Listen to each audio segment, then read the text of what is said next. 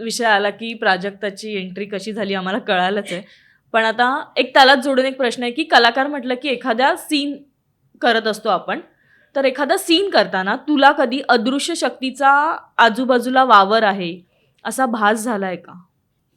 वावर म्हणण्यापेक्षा म्हणजे ती अदृश्य शक्ती, मी असं नाही म्हणत की निगेटिव्ह आहे, पण ती पॉझिटिव्ह असू शकते. मला ऍक्च्युली मी जेव्हाही काम करते, काम हे आपलं देव आहे, म्हणजे ती सरस्वती आहे शेवटी. आणि प्रत्येक माणूस इतका नशीबवान नसतो की त्याला त्याच्या आवडीचं काम करता येतं. त्यामुळे मी जेव्हा जेव्हा स्टेजवर किंवा जेव्हा कॅमेरासमोर असेल किंवा कधी, तेव्हा मला कायम वाटत आलंय की तो आजूबाजूला आहे, त्याच्यामुळेच मी हे करू शकते. अगं प्रत्येकामध्ये काय, आणि आपण शिक्षण नंतर घेतो सगळ्या गोष्टींचं, म्हणजे अभिनय म्हण किंवा काही गोष्टींचं शिक्षण असतं ते नंतर घेतो आपण, टेक्निक्स असतात ॲक्टिंगच्या तर नंतर शिकतो. अगं सुरुवातीला ती ऊर्जा कुठून येते तुमच्याकडे? मी तर डायरेक्ट हॉटेलमधनं उचलून, मला असं कॅमेरासमोर उभं राहिलेलं माझं आयुष्यातलं पहिलं ऑडिशन होतं तेव्हा. त्याच दिवशी माझ्याबरोबर काय होतं, फक्त माझा देवच होता माझ्यासोबत. मला आणि लोक असं म्हणतात ना की अंधश्रद्धा असते एखाद्या गोष्टीची, तर मला असं वाटलं की आता सपोज मला काहीतरी आईने घालायला दिलंय एखादी गोष्ट, फॉर एक्झाम्पल की अंगारा लावून, नॉर्मली काय म्हणतात की अंगारा लावून जा, उदी लावून जा, राईट. तर लोक असं म्हणतात की अरे ते का लावायचं, किंवा ते अंधश्रद्धा आहे ती, अरे उदी लावून काय होते, उदी लावून काहीच होत नसतं, काहीच होत नसतं. पण तुमच्या मनात ना एक बळ असतं की हा माझ्या सोबत आहे. मग जर एखाद्या गोष्टीचं बळ जर तुमच्या सोबत असेल तर काय वाईट आहे मग ते लावायला, माझं इतकंच मत आहे. मी म्हणतच नाही, म्हणजे माझा जन्म जो झालाय, मला जर आईने सांगितलं की मी जेव्हा होत नव्हते तेव्हा माझ्या एका आजीने बाबांची उदी पाण्यात टाकली, मी ती तिला प्यायला लावली, कारण खूप वेळ झाला डिलिव्हरी होत आणि मी झाले. आणि हे मला काहीच माहीत नव्हतं गं, मला हे आत्ता किस्से समजलेत. पण मला एक्स्ट्रीम पेनमध्ये असले, मला गोळी घ्यायची नाही आहे, मला डोकं दुखतं, माझं पोट दुखतं आणि मी कंटाळली आहे, तर मी सरळ ती उदी घेते, पोटाला फासते आणि झोपते. लोकांना अंधश्रद्धा म्हणायचे म्हणू दे, पण मला एवढं कळतं की तो माझ्यासोबत आहे, ते बळ आहे माझ्यासोबत, मला बाकी काहीच नाही मिळत. एक मानसिक आणि जर तुम्हाला त्या गोष्टीचा आधार मिळतोय तर काय, आपण काही वाईट अंधश्रद्धा नाही की अरे हे केल्याने हे होतं, असं काहीच नाही मी मानत गोष्टी. मला असं वाटतं की ते बळ तुमच्या सोबत आहे म्हणून तुम्ही करू शकता.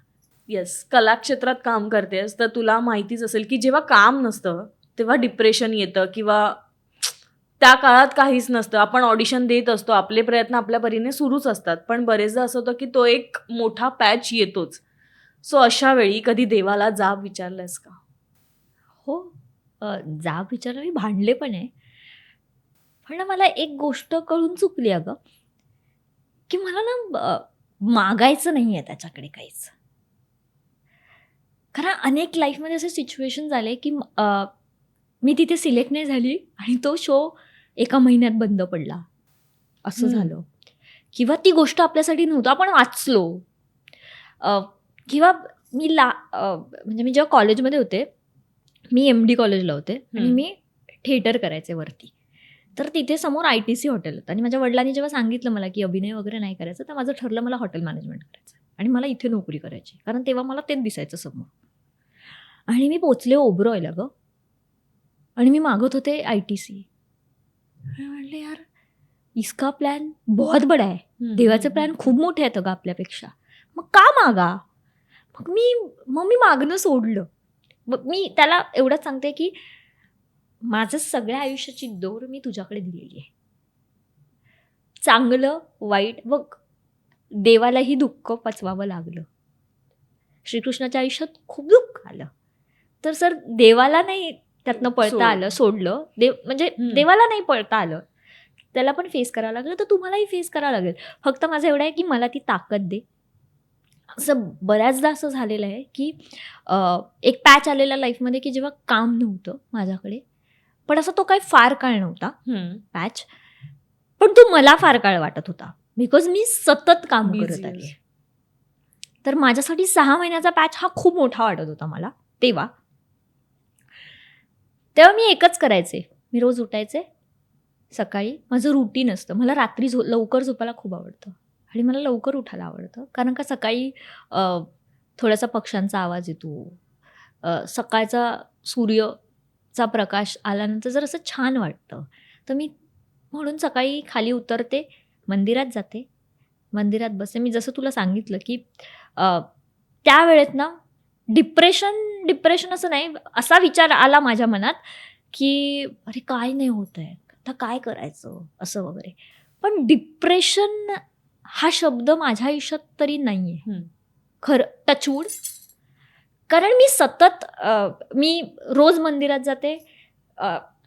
सपोज ही शिवलिंग आहे, तर मी त्या शिवलिंगाला हात लावते. आणि जेव्हा हात लावते ना तेव्हा ती एक ऊर्जा आपल्या अंगात मला जाणवते.